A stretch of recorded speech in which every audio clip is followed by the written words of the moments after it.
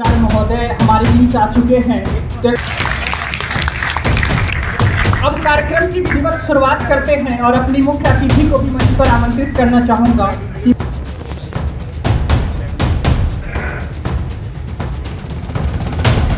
वहाँ कैसे कोई दिया जले। कन्वेंशनल डिबेट की हेड सोबिया नबी साहिबा।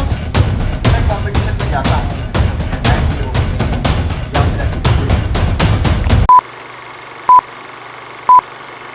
प्राचार्य महोदय हमारे बीच आ चुके हैं, तो एक बार जोरदार तालियों से सर का इस्तकबाल किया जाए। अब कार्यक्रम की विधिवत शुरुआत करते हैं और अपनी मुख्य अतिथि को भी मंच पर आमंत्रित करना चाहूंगा शिवा मैम को कि मैम आए। और हमारे ये देश की ये परंपरा है कि जब हम किसी शुभ कार्य की शुरुआत करते हैं तो दीप प्रज्वलित करके करते हैं, क्योंकि दीप का जलना हमें सकारात्मकता की ओर ले जा रहा है और हम एक सकारात्मक दिशा की ओर बढ़ने की ओर अग्रसर होने वाले हैं। तो मैं संयोजिका महोदय, प्राचार्य महोदय और हमारी मुख्य अतिथि से आग्रह करूंगा कि दीप प्रज्वलित कर इस कार्यक्रम की विधिवत शुरुआत करें। थोड़ा सा अभी मुंशी और क्या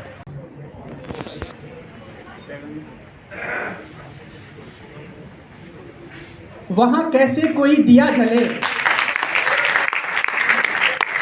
वहाँ कैसे कोई दिया जले जहाँ दूर तक हवा न हो। वहाँ कैसे कोई दिया जले जहाँ दूर तक हवा न हो, और उन्हें हाले दिल न सुनाइए जिन्हें दर्द दिल का पता न हो।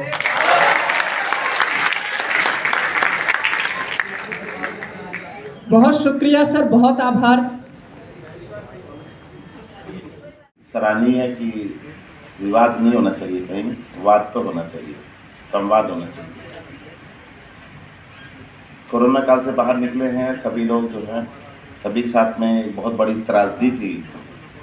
और वो त्रासदी कुछ इस प्रकार से थी कि सबको पता है मौत तो सबको आनी है, मौत तो बरहक है, लेकिन कब आनी है इसकी खुशी में जीते रहते हैं। अभी ज़रूरी अभी आएगी। अभी मेरी उम्र क्या है, वो तो 90 साल के हैं, मैं तो 60 साल का हूँ, मैं तो 50 साल का हूँ, तो 70 साल के हूँ, है ना, अभी थोड़ी ना आनी है। लेकिन इसने कुछ ऐसा कोरोना ने कर दिखाया कि कहीं पर भी आ सकती थी, कहीं पर आ गई। और एक बाई वन तो बहुत तो मैसेज निकल गए, छोड़ गए। हमारे साथी कई टीचिंग से, नॉन टीचिंग से भी निकल गए। स्टूडेंट का डेटा हमारे पास नहीं होता है, इसलिए हम उस पर कुछ नहीं चर्चा नहीं कर सकते हैं। हमारा जो एक बहुत सेक्रेटरी मुशर्रफ परवेज साहब,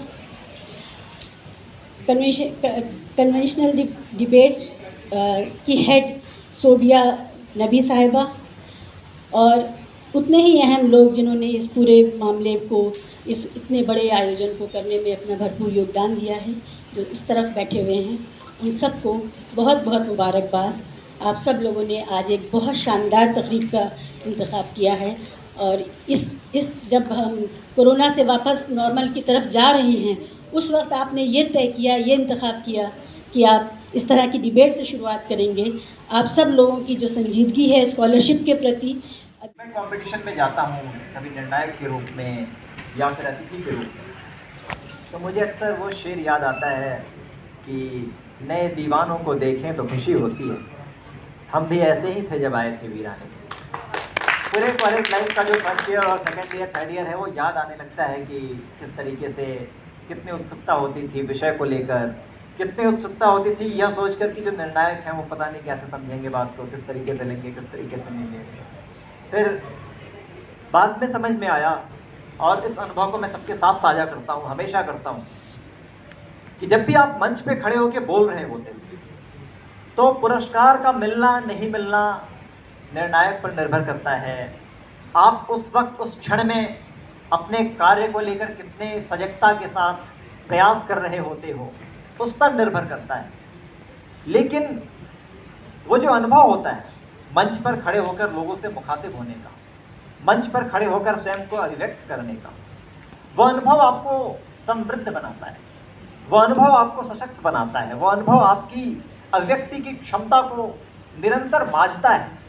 इसलिए कभी भी किसी डिबेट में जाओ, कभी भी किसी भाषण प्रतियोगिता में जाओ, तो इस बात का सदा ध्यान रखना कि पुरस्कार जो है वो उस एक दिन की उपलब्धि है, लेकिन आप जो कर रहे हो वो आपको बिल्ड कर रहा है, आपको बना रहा है, क्योंकि एक पेड़ में कई बारिशों का पानी होता है।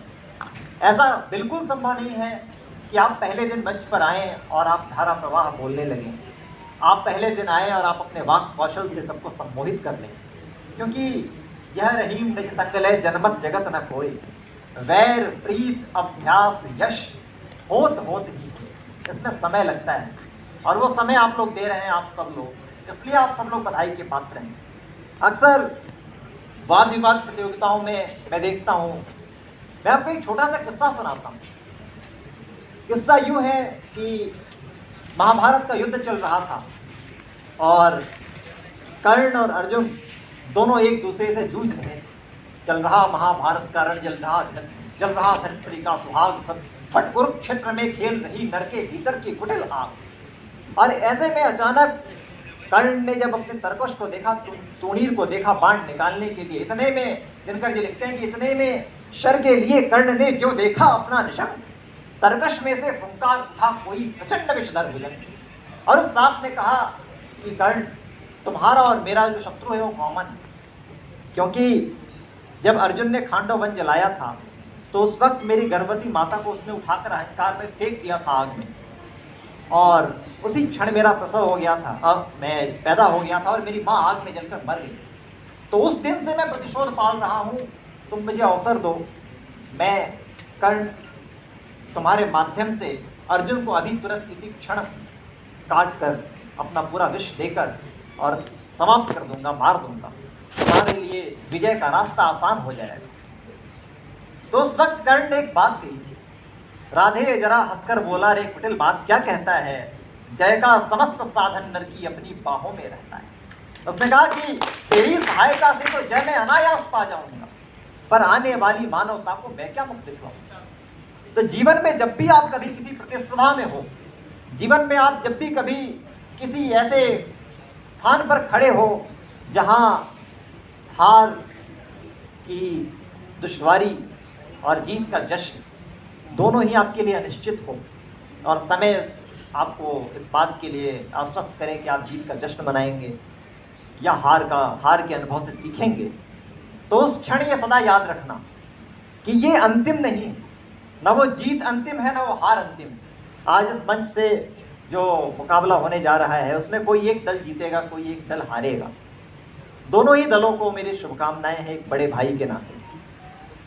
लेकिन आप ये सदा याद रखना कि वाद विवाद में, सार्वजनिक संवाद में मर्यादाओं का अक्षरशः पालन हो। संवाद की मर्यादाएं, हम ऐसे दुर्भाग्य से हमें ऐसे दौर में जी रहे हैं जहां संवाद की मर्यादाओं का लोप हो रहा है।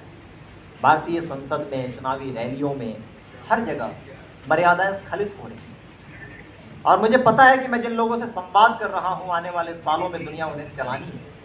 आप सब लोग भविष्य के बड़े अधिकारी हो, भविष्य के बड़े राजनेता हो, हम सब लोग क्या जिम्मे है इस देश का भविष्य। तो हम सब अपने स्तर पे एक छोटी सी कोशिश कर सकते हैं। हम सब लोग सार्वजनिक संवाद के क्षेत्र में काम करने वाले लोग हैं। हम सब लोग अपने अभिव्यक्ति के कौशल को निरंतर मांझने का काम कर रहे हैं। तो एक छोटा सा संकल्प लेते हैं और इसके साथ मैं अपनी वाणी को विराम देना चाहूँगा, क्योंकि समय की मर्यादा है, कि जिस तरीके से हम वाद विवाद में समय की मर्यादा का ध्यान रखते हैं, जिस तरीके से हम वाद विवाद में विषय की मर्यादा का ध्यान रखते हैं, सार्वजनिक जीवन के हर उद्बोधन में, सार्वजनिक जीवन के हर संबोधन में हम सदा भाषा का और शालीनता की मर्यादाओं का ध्यान रखेंगे। अगर यह संकल्प हम सब लोग ले लें तो निश्चित तौर पर एक वक्ता के रूप में हम न सिर्फ स्वयं को समृद्ध कर पाएंगे, बल्कि देश और समाज को भी बहुत कुछ दे सकेंगे। आपने इतनी तन्मयता से मुझे सुना, इसके लिए आपका बहुत बहुत आभार, बहुत बहुत धन्यवाद। बहुत शुक्रिया आपका, आपने बड़ी अच्छी बातें कही कि बातों को कहने का जो लहजा है वही एक अच्छे वक्ता की पहचान है। तो मुझे वसीम बरेलवी सर का एक शेर याद आता है कि कब कौन सी बात कहाँ कही जाती है, कब कौन सी बात कहाँ कही जाती है, ये सलीका हो तो हर बात सुनी जाती है, ये सलीका हो तो हर बात सुनी जाती है। तो